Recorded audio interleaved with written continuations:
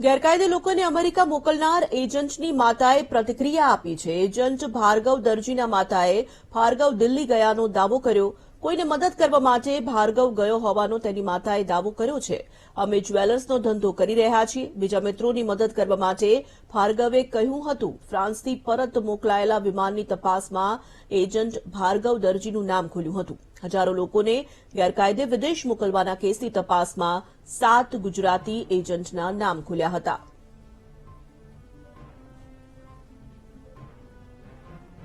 મારો સન છે ભાર્ગવ દરજી, એને માટે તપાસ ક્રાઇમ વાળા આવ્યા હતા ગાંધીનગરથી।